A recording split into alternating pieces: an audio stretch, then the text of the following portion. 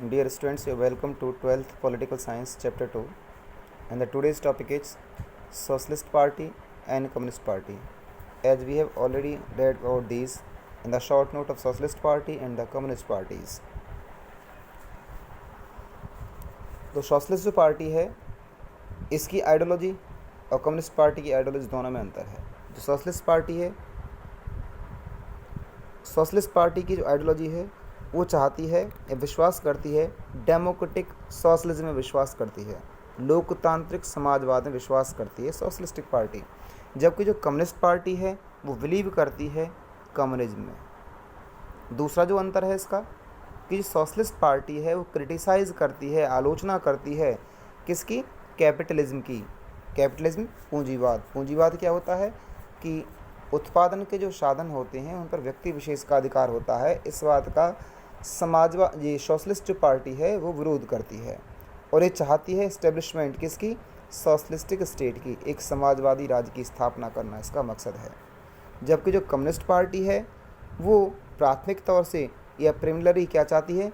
India को एक secular, एक मॉडर्न और एक ऑथोरिटेरियन स्टेट बनाना चाहती है। सेक्युलर का मतलब होता है पंथनिरपेक्ष, धर्मनिरपेक्ष, एक ऐसा राज्य जिसका अपना कोई निजी धर्म नहीं होता है। एक मॉडर्न, एक आधुनिक देश, आधुनिक राज्य बनाना चाहती है, आधुनिक देश बनाना चाहती है। ऑथोरिटेरियन का मतलब होता है अधिकारवादी, सत्तावादी देश को बनाना चाहती है। तीसरा जो अंतर है इसका, जो सोशलिस्ट पार्टी है वो चाहती है more radical and egalitarian nature of Congress. वो चाहती है कि जो कांग्रेस का जो नेचर है वो कैसा हो? अधिक रेडिकल हो। रेडिकल में सुधारवादी हो, अधिक सुधार चाहती है वो। और एगैलिटेरियन, एगैलिटेरियन का मतलब होता है समतावादी, समानता पर आधारित हो जो कांग्रेस। जबकि जो कम्युनिस्ट पार्टी है वो चाहती है कि कांग्रेस पार्टी रेडिकल भी रेडिकल हो, रेडिकल मतलब सुधारवादी तो हो, लेकिन one went through violence to achieve its aim. और इन सुधारों को करने के लिए चाहे उसे वॉयलेंस करना पड़े, हिंसा करना पड़े, लेकिन देश को सुधारना ज़रूरी है। ऐसी मानसिकता है कम्युनिस्ट पार्टी की। अब हम बात करते हैं अगली दो पार्टियों के बारे में, भारतीय जनसंघ और स्वतंत्रता पार्टी का डिफरेंस। इनके बारे में शॉर्ट नोट ऑलरेडी हम रीड कर चुके हैं।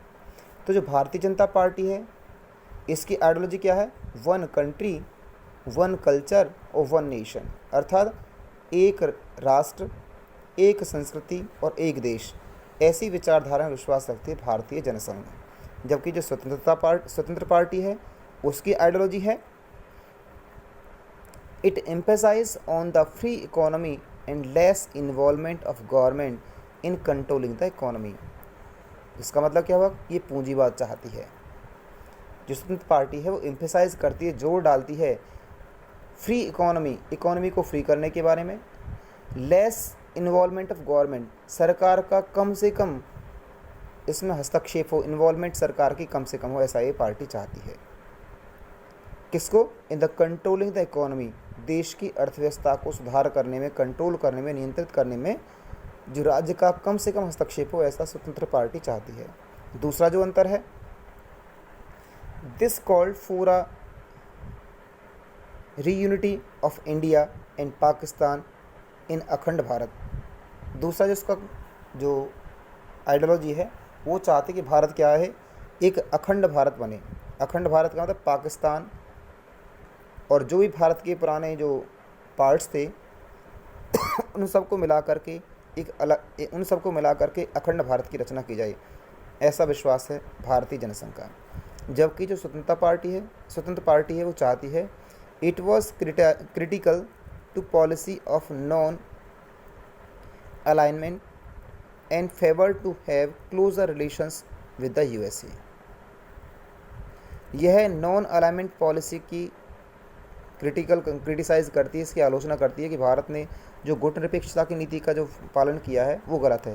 गुटनिरपेक्षता की नीति क्या होती है कि भारत ने ना तो नाटो, सीटो, सेंट्रो और ना ही जो दूसरा गुट था यूएसएसआर का वारसा, जो पहले गुट थे नाटो, सीटो, सेंट्रो, ये गुट थे यूएसए के, जबकि जो ये ग्रुप थे आपके वारसा जो ग्रुप था वो था यूएसएसआर का।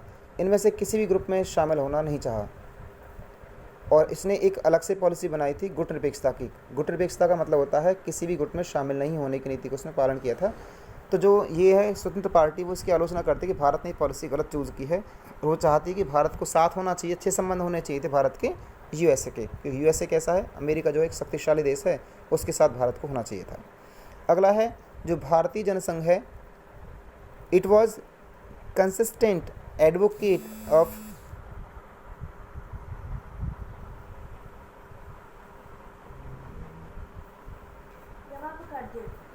It was consisting advocate of India to develop nuclear weapon।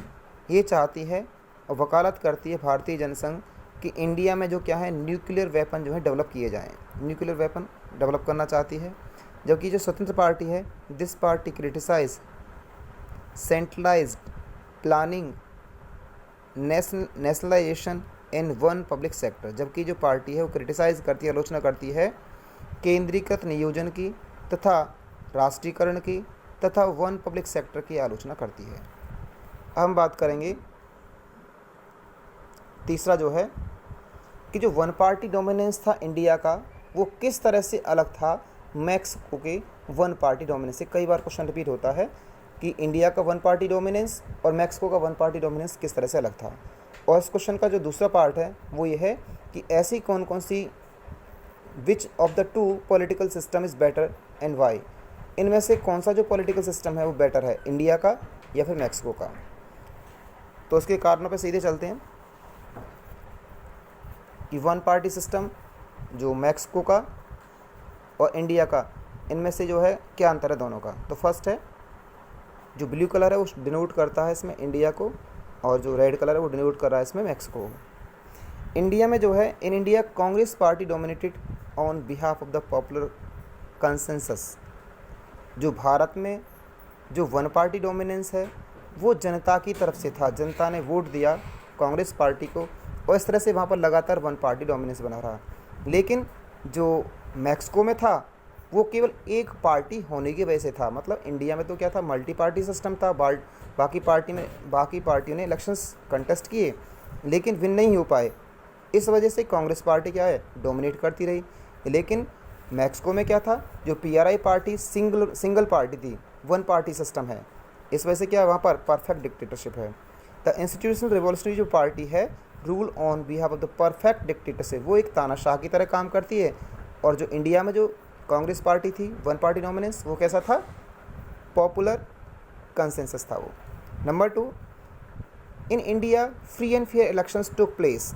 India में जो इलेक्शंस हुए वो फ्री और फेयर थे, स्वतंत्र और निष्पक्ष चुनाव हुए भारत में, और इस तरह से वो जीत कर सामने आई कांग्रेस पार्टी। जबकि जो मैक्सिको में जो इलेक्शंस हुए वो बेस्ड थे मेल प्रैक्टिसेस पर और डोमिनेटेड बाय पीआरआई। पीआरआई के अधिकार क्षेत्र में रह करके वहाँ पर मेल प्रैक्टिस की गई, इलेक्शंस के दौरान या चुनावों के दौरान धांधलेबाजी की गई, इस तरह से सत्ता में आई। तो ये अलग था दोनों में। तो इस तरह से हम कह सकते हैं कि जो इंडिया की जो पॉलिटिक्स थी वन पार्टी डोमिनेंस था वो ज़्यादा बेटर था, वो जनता के द्वारा चुना गया था और स्वतंत्र निष्पक्ष चुनाव हुए थे। जबकि जो इसमें मैक्सिको में हुआ था वो वहाँ पर तानाशाही की वजह से या वन पार्टी सिस्टम की वजह से या कह सकते हैं मेल प्रैक्टिस की वजह से वहाँ पर आया। तो आप समझ सकते हैं सेकंड जो पार्ट है वो पूछता है कि कौन सा जो सिस्टम है दोनों में से वो बेटर है, तो इंडिया का सिस्टम ज़्यादा बेटर है और उसकी वजह बताई है। इंडिया में जो वन पार्टी डोमिनेंस है उसने अकोमोडेट किया सोशल डाइवर्सिटीज़ को, सामाजिक विभिन्नताओं को अकोमोडेट किया, सामंजस्य बिठाया। Encourage large number of participation, और लार्ज नंबर ऑफ पार्टिसिपेशन मतलब बड़ी संख्या में लोगों की जो हिस्सेदारी है, भागीदारी है, उसको इनकरेज किया, प्रोत्साहित किया। It ensure democratic spirit as well as the maintains the same. इसने डेमोक्रेटिक स्पिरिट जो है, लोकतांत्रिक जो भावना है, उसको इंश्योर किया कि लोकतांत्रिक भावना लगातार बनी रहे लोगों में। और लास्ट है bear respect even for opposition. और यहाँ तक कि भारत में जो डेमोक्रेटिक सिस्टम था या वन पार्टी डोमिनेंस था, वन पार्टी डोमिनेंस के होते हुए भी अपोजिशन का पूरा यहाँ पर क्या सम्मान किया गया। इस तरह से हम कह सकते हैं कि वन पार्टी डोमिनेंस जो था इंडिया का वो ज़्यादा बेटर था बजाय मैक्सिको के। धन्यवाद।